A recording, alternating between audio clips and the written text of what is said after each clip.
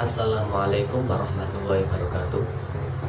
Perkenalkan, kami dari kelompok pertama ingin mempresentasikan makalah dengan judul Pendekatan Supervisi Pendidikan Humanistik, Kompetensi, Klinis, dan Profesional. Saya sendiri bernama Anas Waidi, saya sebagai moderator sekaligus materi pertama, dan nanti ada Mbak Nurul Magfirah sebagai pemateri kedua, dan yang ketiga ada Dita Amanda, dan pemateri keempat atau yang terakhir ada Mbak Anissa Sudana. Langsung saja saya akan mengawali pada pembahasan pada pagi hari ini. Yang pertama tentang pendekatan humanistik. Pendekatan humanistik timbul dari keyakinan bahwa guru tidak dapat diperlakukan sebagai alat semata-mata untuk meningkatkan kualitas belajar mengajar. Guru bukan mesin, bahkan benda mati, yang bisa diatur dan diprogram sesuai dengan kehendak supervisor. Guru merupakan makhluk hidup yang terus-menerus berkembang dan selalu berinteraksi dengan lingkungan. Oleh karena itu, supervisi harus dirancang sedemikian rupa mengikuti pola perkembangan manusia tersebut. Pengawas terutama bertugas membimbing guru agar semakin hari semakin mampu berdiri sendiri, bertindak mandiri, dan penuh tanggung jawab. Guru harus didorong untuk terus-menerus belajar atas kesadaran sendiri, mencari pengalaman sendiri yang akan meningkatkan kemampuan profesionalnya.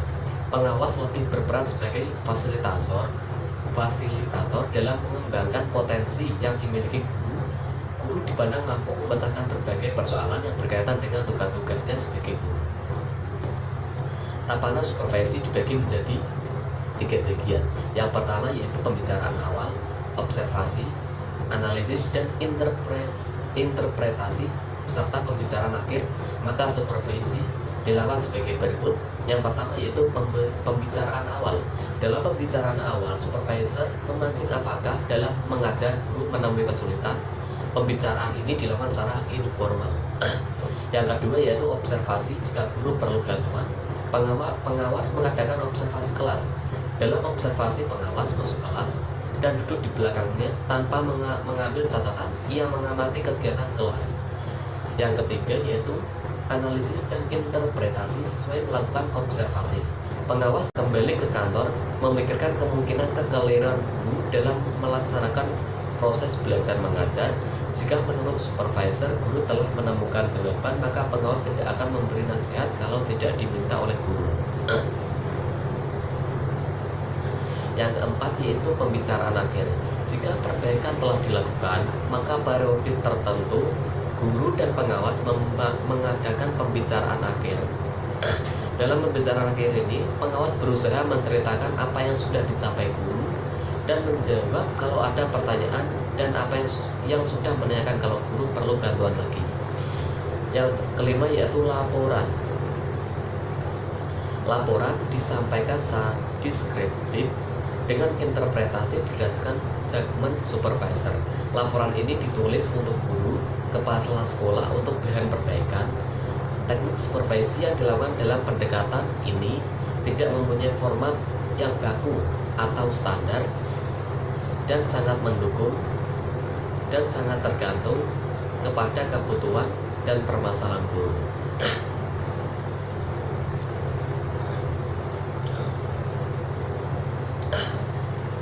Mungkin hanya itu yang bisa saya sampaikan. Saya selaku moderator ingin mengundurkan diri apabila ada perkataan yang kurang berkenan atau ada kesalahan dalam membaca materi pada kelompok pertama pada pagi hari ini. Saya mewakili kelompok pertama, mohon maaf yang sebesar-besarnya. Wassalamualaikum warahmatullahi wabarakatuh. Baik, di sini saya akan menjelaskan tentang pendekatan klinis. Supervisi klinis merupakan pembinaan profesional yang dilakukan secara sistematis kepada guru sesuai kebutuhan guru yang bersangkutan dengan tujuan untuk membina keterampilan mengajarnya. Pembinaan itu dilakukan dengan cara yang memungkinkan guru menemukan sendiri cara-cara untuk memperbaiki kekurangannya sendiri. Supervisi klinis bertujuan untuk memperbaiki perilaku guru-guru dalam proses belajar mengajar, terutama yang kronis secara aspek demi aspek yang intensif. Dikatakan supervisi klinis karena prosedur pelaksanaannya lebih ditekankan kepada mencari sebab-sebab atau kelemahan yang terjadi dalam proses belajar mengajar. Yang kedua ada ciri-ciri supervisi klinis. Yang pertama, dalam supervisi klinis, bantuan yang diberikan bukan bersifat instruksi atau memerintah, tetapi tercipta hubungan manusiawi. Yang kedua, apa yang akan disupervisi timbul dari harapan dan dorongan dari guru. Yang ketiga, satuan tingkah laku mengajar yang dimiliki guru merupakan satuan yang terintegrasi. Yang keempat, suasana dalam pemberian supervisi adalah suasana yang penuh kehangatan, kedekatan, dan keterbukaan. Dan yang terakhir ada supervisi yang diberikan tidak hanya pada keterampilan mengajar, tetapi ia juga mengenai aspek kepribadian guru, misalnya motivasi terhadap gairah mengajar. Lalu ada langkah-langkah pelaksanaan supervisi klinis. Ada 3 tahap, yaitu pertemuan awal, yang kedua tahap observasi kelas, dan yang ketiga tahap pertemuan balikan atau evaluasi. Yang pertama, tahap pertemuan awal. Tahap ini merupakan pembuatan kerangka kerja, karena itu perlu diciptakan suasana akrab dan terbuka antara supervisor dengan guru, sehingga guru merasa percaya diri dan memahami tujuan diadakan pendekatan klinis. Yang kedua, tahap observasi kelas. Tahap ini guru melakukan kegiatan pembelajaran sesuai pedoman dan prosedur yang telah disepakati pada saat pertemuan awal. Dan yang ketiga ada tahap pertemuan akhir atau balikan. Tahap akhir dari siklus supervisi klinis adalah analisis pasca pertemuan atau post observation. Supervisor mengevaluasi hal-hal yang telah terjadi selama observasi dan seluruh siklus proses supervisi dengan tujuan untuk meningkatkan performansi guru. Tips dan trik dalam pelaksanaan supervisi klinis. Yang pertama, membangun kesadaran. Yang kedua, meningkatkan pemahaman. Yang ketiga, kepedulian. Yang keempat, komitmen. Mungkin itu saja materi yang dapat saya sampaikan. Kurang lebihnya mohon maaf. Terima kasih. Oke, terima kasih. Saya di sini akan melanjutkan materi dari Mbak Nurul, yaitu materi ketiga tentang pendekatan kompetensi. Nah, pendekatan kompetensi ini berpendapat bahwasanya guru harus mempunyai kompetensi tertentu untuk dapat melaksanakan tugasnya sebagai seorang guru. Pendekatan kompetensi ini didasarkan atas asumsi bahwa supervisi bertujuan untuk membentuk kompetensi minimal yang harus dikuasai oleh seorang guru. Tugas supervisor dalam hal ini adalah menciptakan lingkungan sedemikian rupa sehingga guru dapat menguasai kompetensi tersebut secara bertahap tentunya. Nah, supervisi diarahkan untuk mengembangkan kompetensi guru yang dimiliki oleh setiap guru. Kemudian, guru yang tidak memiliki kompetensi atau dipandang tidak akan bekerja secara efektif.